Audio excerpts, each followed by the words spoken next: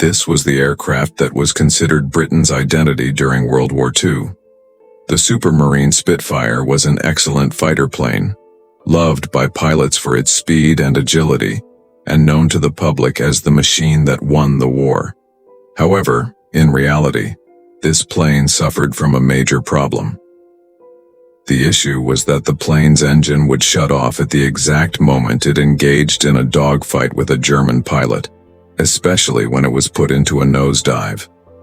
On the other hand, the German Luftwaffe's Messerschmitt Bf 109 fighter plane had no such problem. Because of this, German pilots often dominated British pilots during battles. Britain won the Battle of Britain with great difficulty, and one of the biggest reasons was this engine issue in the Spitfire. If Britain wanted a clear victory in the rest of World War II, it was crucial to fix this strange problem with the Spitfire. They tried everything, and even major engineering firms attempted to resolve it, but no one could fix the issue. Finally, a solution was found, and that too by someone from whom no one expected it. A woman named Beatrice Tilly Schilling.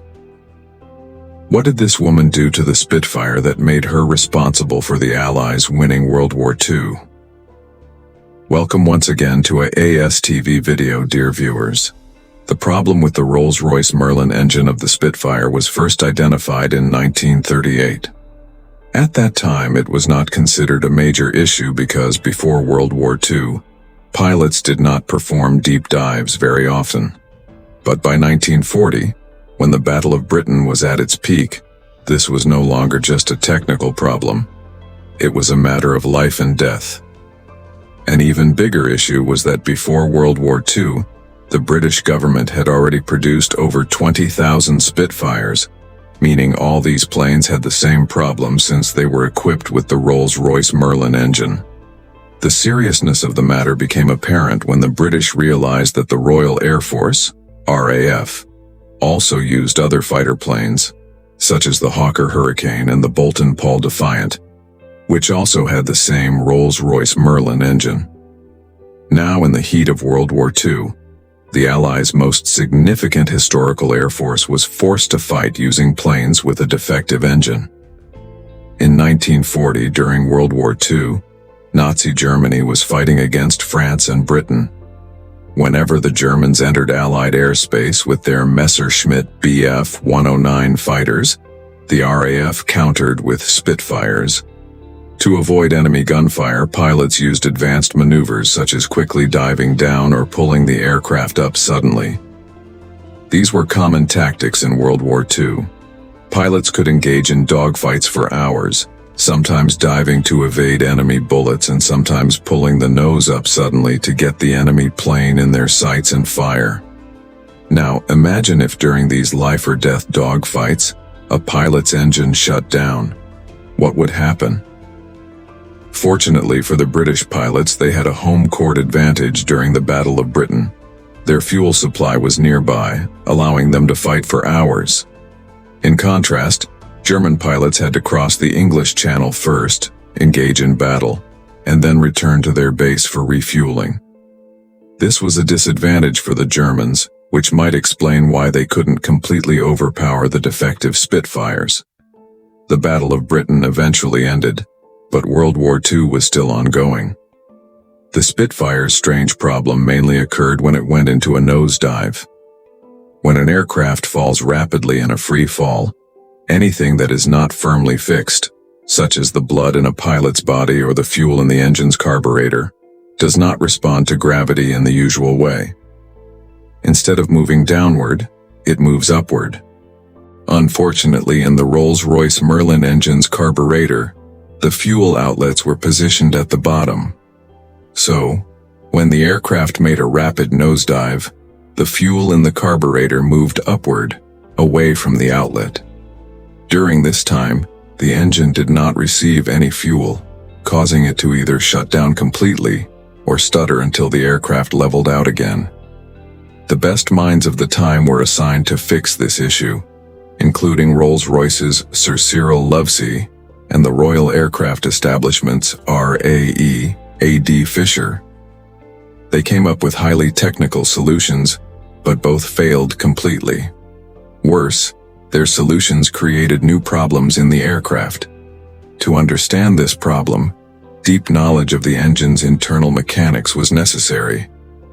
That's why it was astonishing that in 1940, the final and best solution came from a woman, Beatrice Tilly Schilling.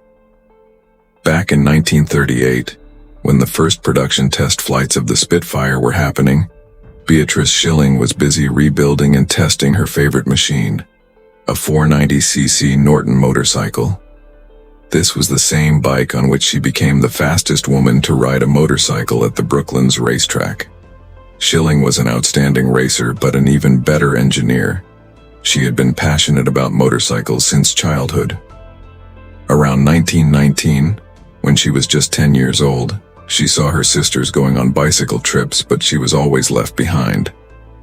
Determined to change that, she started saving money to buy a motorcycle. By the time she turned 14, she achieved her goal by purchasing a 2-stroke Royal Enfield. Gradually, she began fixing problems with her bike herself, and soon she was skilled enough to disassemble and reassemble it completely. By the time she was 15, she had decided that engineering was her true career path. However, there was a major problem. It was the 1920s, and at that time, society did not even consider the idea of women becoming engineers. With the help of the Women's Engineering Society, Schilling enrolled in the Victoria University of Manchester's Department of Electrical Engineering in October 1929, becoming the first female student ever admitted there. Later, she also took courses in thermodynamics and mechanical engineering, which were her real areas of interest. She was not just an engineer but also a racer who competed against men at the Brooklands track, all because she had made modifications to her 490cc Norton's carburetor, increasing its power and acceleration significantly. At the time, she had no idea that this same skill would later help solve the biggest problem in Spitfires and Hurricanes during World War II. Before World War II, Schilling had already spent 3 years working at the Royal Aircraft Establishment.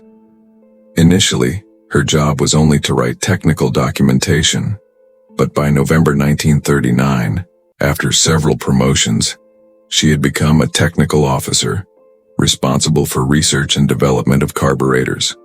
When Rolls-Royce engineers failed to fix the Spitfire's problem, Schilling sought permission from the authorities to work on a solution. Initially, many underestimated her because she was a woman, but astonishingly, she solved the problem in just a few days. Even the authorities laughed at themselves when they saw how simple her solution was. So, what exactly did she do? Schilling designed a small brass restrictor plate with a precisely measured hole and installed it in the carburetor. This simple modification significantly reduced the issue. The biggest advantage of this solution was that the brass plate could be installed while the aircraft was parked, meaning it didn't take much time. The next challenge was to install this solution across various airbases. For this task, Schilling used her Norton motorcycle, traveling to different bases and personally installing the fix in Spitfires and Hurricanes. Her solution was so successful that it became known as Miss Schilling's Orifice. Later, she completely redesigned the Rolls-Royce Merlin carburetor, permanently fixing the issue. After World War II, pilots credited Schilling's ingenuity for their success. For her contributions, she was awarded the Order of the British Empire, OBE. Even after the war, Schilling did not leave engineering. Instead, she worked on advanced military projects, including rocketry, ramjets, and guided weapons. By 1955, she had been promoted to Senior Principal Scientific Officer at the Royal Aircraft Establishment. Beatrice Schilling was not just a mechanic or an engineer. She was a remarkable figure who opened doors for women in engineering. Even today, it is widely believed that if she had not been there during World War II, the world map might have looked very different. We hope you enjoyed this video from ASTV. Don't forget to like, share, and subscribe and leave your valuable comments. Thank you for your love and support. See you in the next amazing video.